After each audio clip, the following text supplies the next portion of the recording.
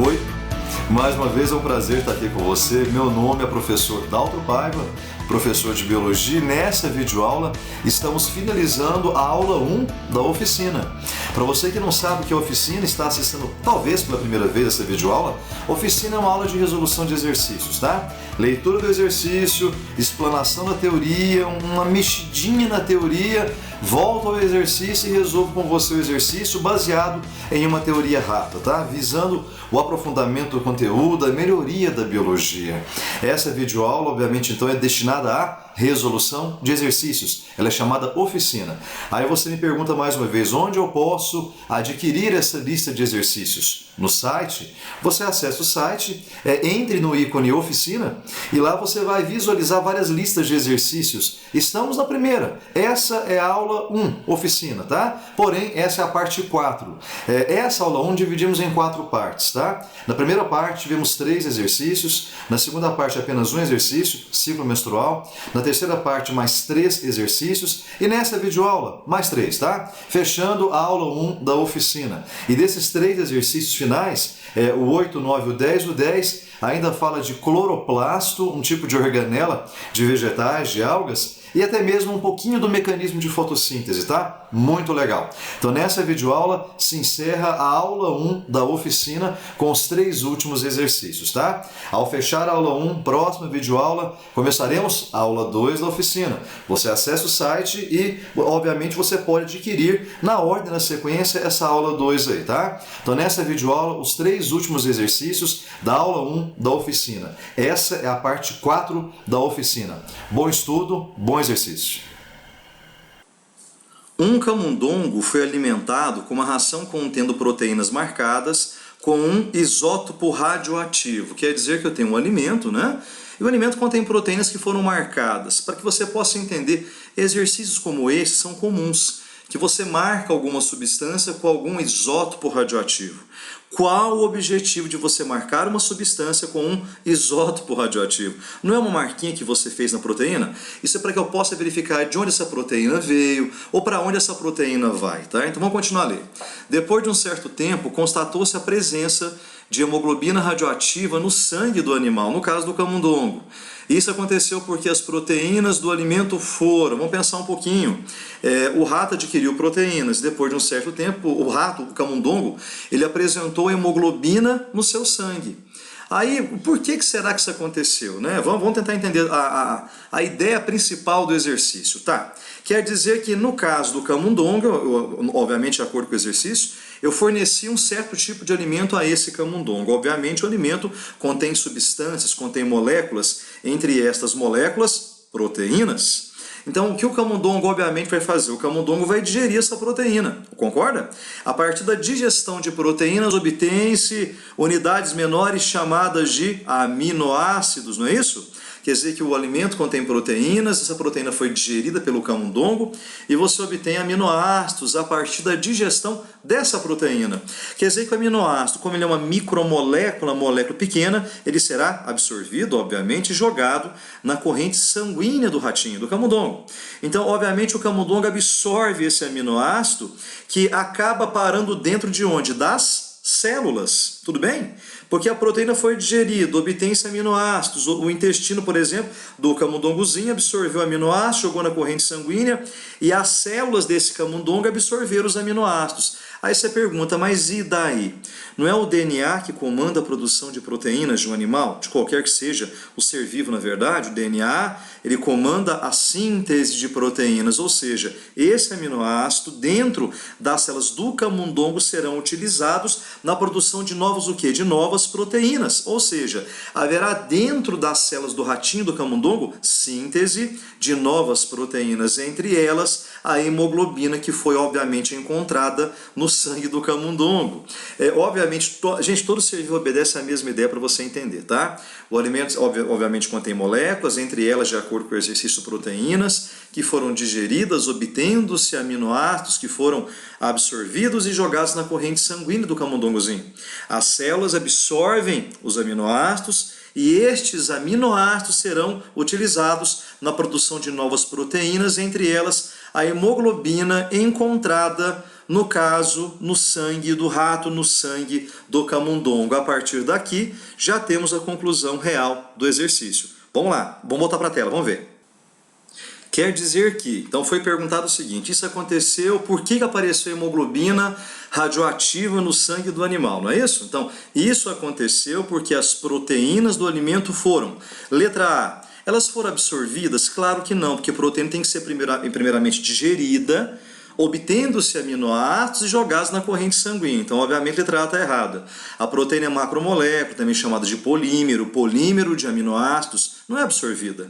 Letra B, absorvidas não são absorvidas. Proteínas são macromoléculas, são moléculas grandes, são polímeros de aminoácidos. Primeiramente será digerida em aminoácidos que serão absorvidos, né?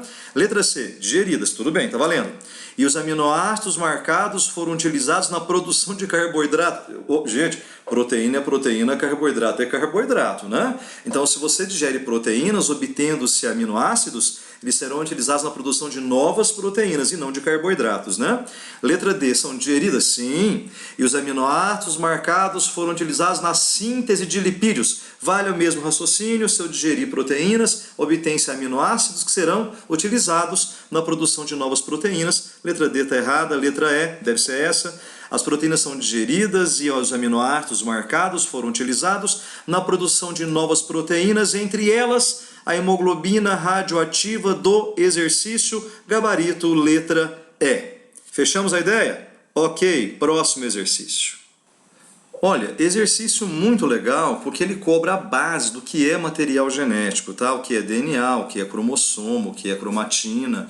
Então vamos lá, vamos primeiro ler o exercício, criar uma certa imagem, uma certa explicação para poder resolver, tá? Então vamos lá. Qual das alternativas se refere a um cromossomo? Pergunta tão simples, né? O que é um cromossomo? O que é um cromossomo? Por definição, pessoal, um cromossomo seria uma molécula de DNA. Então, de acordo com a nossa figura, temos a representação daquilo que chamamos de DNA, muito bonito, né? Bem ampliado, já que o DNA é uma macromolécula, é um polímero, é uma macromolécula ou polímero formado por unidades menores chamadas de nucleotídeos. O nucleotídeo seria a unidade que, unidas umas às outras, forma aquilo que chamamos de DNA ou até mesmo RNA, que não foi abordado no exercício. Porém, tenha em mente, o DNA que é apresentado nessa figura, ele pode, obviamente, ser representado de duas maneiras no exercício, na forma de cromossomo ou na forma de cromatina. Então, o que é cromossomo e o que é cromatina? Bom, quando nós falamos material genético, quando nós falamos DNA, o DNA, dependendo da etapa de vida que a célula se encontra, ele apresenta formatos, né, aspectos diferentes. Vamos pensar um pouquinho. Como é a vida de uma célula? Uma célula, ela está ou se preparando para dividir, ou se dividindo.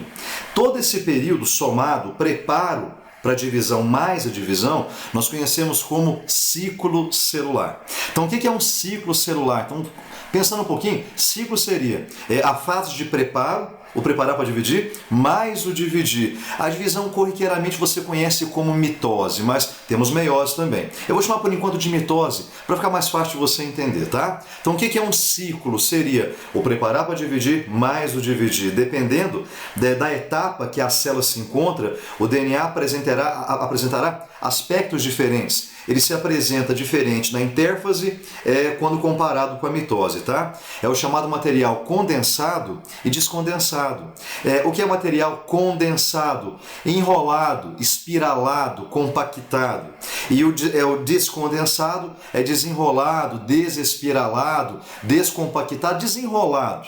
Então o DNA tem duas maneiras de se apresentar dependendo da etapa de vida da célula. Durante a fase de preparo, eu vou chamar de intérfase ou interfase, esse material se encontra desenroladinho. Como assim desenrolado? Descondensado, desespiralado ou descompactado.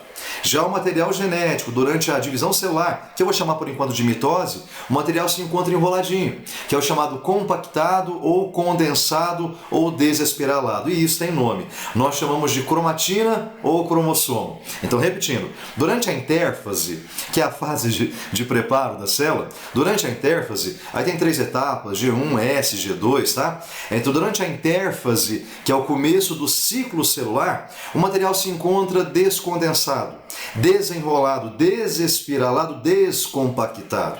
Ele é chamado cromatina. Já durante a divisão, que eu vou chamar por enquanto de mitose, esse material se encontra enroladinho. Ele se encontra condensado ou compactado ou espiralado. Material condensado eu vou chamar de cromossomo.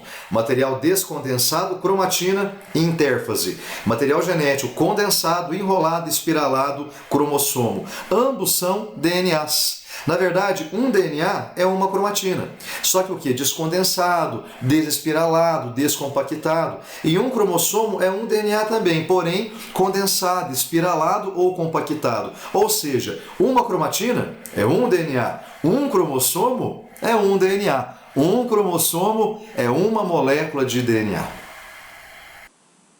Então, qual das alternativas se refere a um cromossomo? Vamos ler. Letra A, o cromossomo seria um conjunto de moléculas de DNA com todas as informações genéticas da espécie. Errado. Um cromossomo é um DNA, apenas um DNA, tá? O conjunto de todos os DNAs do indivíduo seria a informação geral da espécie, não apenas um cromossomo, né?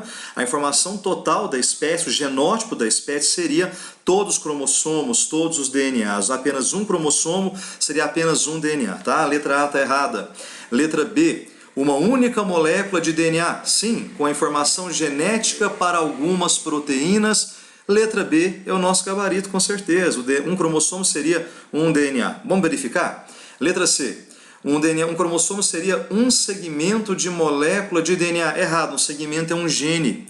Um pedaço, um segmento, um fragmento de DNA, normalmente você conhece como gene. Letra D, uma única molécula de RNA. Errado, molécula de DNA e não de RNA. O RNA é proveniente do DNA pelo mecanismo de transcrição. Letra E, uma sequência de 3 bases nitrogenadas do RNA mensageiro. 3 basinhas juntinhas no mensageiro é chamado de códon. Códon até mesmo trinca, tá? Então, nosso gabarito, com certeza, letra B de bola. E chegamos ao último exercício dessa primeira oficina, a aula 1 oficina, né? A primeira oficina dessa lista de várias oficinas que nós faremos juntos aí. Esse é o último exercício número 10 dessa lista aí, tá? E ele fala de uma organela muito legal, muito importante, tranquila, que é o cloroplasto organela, que participa do mecanismo de fotossíntese. Nós já vimos aqui, ao longo das aulas, a mitocôndria, que participa da respiração celular, que seria a quebra da glicose na presença do oxigênio, liberando energia na formação de ATP. Agora vai acontecer o inverso, que o cloroplasto, ele participa da fotossíntese. A fotossíntese, ela quebra a glicose? Não. Fotossíntese, eu vou sintetizar a glicose. Eu não vou quebrar, né? A partir dessa ideia, a cloroplasto é uma organela que participa da fotossíntese, presente em algas, presente em vegetais. Vamos começar, tá assim. O cloroplasto é uma fábrica que produz um combustível valioso para as células vivas, é a glicose, a partir de substâncias simples, aqui chamadas de matérias-primas. Marca alternativa que indica corretamente as matérias-primas e as substâncias produzidas no processo em consideração nessa ordem. Então eu quero saber quem que é a matéria-prima da fotossíntese e quais são os produtos produzidos pela fotossíntese, quem que vai entrar como reagente e quem vai sair como produto, obviamente, tá? Nessa ordem, quem é a matéria-prima e quem é o produto. Primeiramente, obviamente, iremos conhecer o cloroplasto. Olha que desenho simplesinho, mais simples que isso, impossível, né? Então temos a representação dessa organela famosa, que é o cloroplasto que participa do mecanismo de fotossíntese.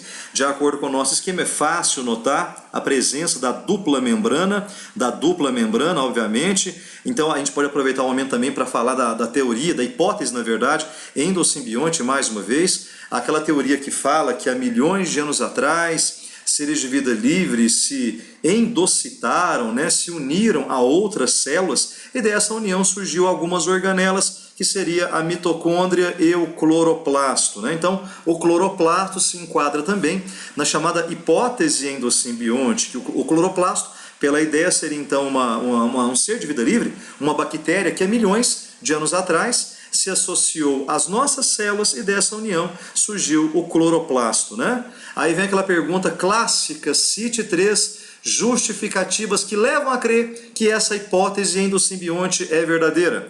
Essa organela cloroplasta, ela tem dupla membrana, uma interna e outra externa. A interna pertenceria à bactéria que foi hospedada e a verdinha a hospedeira que hospedou a bactéria milhões de anos atrás. Essa organela possui DNA, material genético próprio, e tem ribossomos também, né? Lembra muito o que já falamos de mitocôndria. Então, voltando agora ao exercício.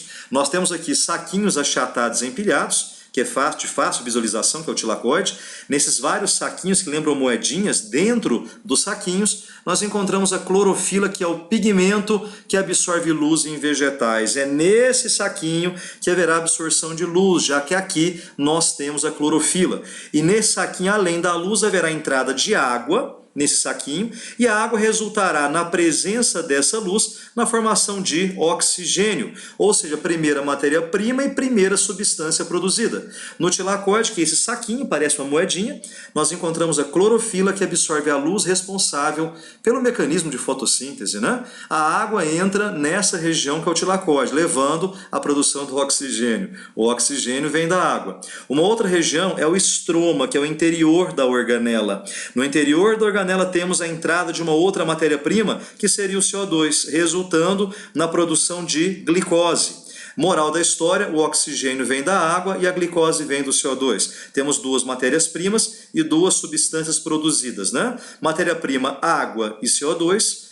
Substâncias produzidas, eu tenho a glicose e o oxigênio, resultando na equação geral da fotossíntese. Geral porque não está balanceada, não está equilibrada, realmente uma equação geral. Água mais CO2 resultando em glicose mais O2. Perceba que a água ela entra no tilacoide, resultando na liberação de oxigênio, quer dizer que o oxigênio ele vem da água, e na região interna chamada estroma temos a entrada do CO2 que resulta na produção de glicose, isso no estroma. Lembrar que o interior da mitocôndria é a matriz mitocondrial, o interior do cloroplasto é o estroma. Repetindo, no tilacoide, que são esses saquinhos achatados empilhados, encontramos a clorofila que absorve luz. Nesse saquinho haverá entrada de água, resultando na formação de oxigênio. Já o interior da organela é o estroma, onde temos a entrada do CO2 resultando na produção de glicose. Então já temos as matérias-primas, já temos as substâncias produzidas. Vamos tentar achar um gabarito aqui. Em ordem, quais são as matérias-primas e quais são as substâncias produzidas? Letra A, matéria-prima, água e CO2. Está batendo. A água entra no tilacoide e o CO2 entra no estroma. Substância produzida, a glicose é uma substância produzida e o O2 também é uma substância produzida. Desde já, de cara, gabarito, letra A, fechando essa lista de exercícios aí. Espetacular! Fechamos a primeira oficina, aula 1, oficina encerrada, dividida em 4 partes. Na primeira parte, parte 1, vimos 3 exercícios. Na parte 2, um exercício, ciclo menstrual, uma aula longa. Na aula 3, na parte 3, vimos mais 3 exercícios. E finalizando nessa videoaula, parte 4 da oficina 1, fechamos com mais 3 exercícios. E o último exercício lidou com o cloroplasto, mostrando inclusive mais uma vez a hipótese, né, endosimbionte, que além do cloroplasto, que a mitocôndria também se encaixa nessa mesma ideia, né? Presença de dupla membrana, DNA, ribossomos. Então fechamos a aula 1 da oficina, tá? A aula 1 encerrada, foram 10 exercícios. Na próxima videoaula iniciaremos a aula 2 da oficina. Acesse o site www.biododaltro ou biodaltro.com e já adquira a segunda lista de exercícios. Próxima videoaula iniciaremos a resolução da oficina 2 do site www.biododaltro.com. Foi um prazer estar aqui com vocês, esses 10 exercícios nessa aula 1 da oficina, e um grande abraço até a aula 2 da oficina. Tchau, bom descanso, bom estudo, até a próxima aula. Tchau.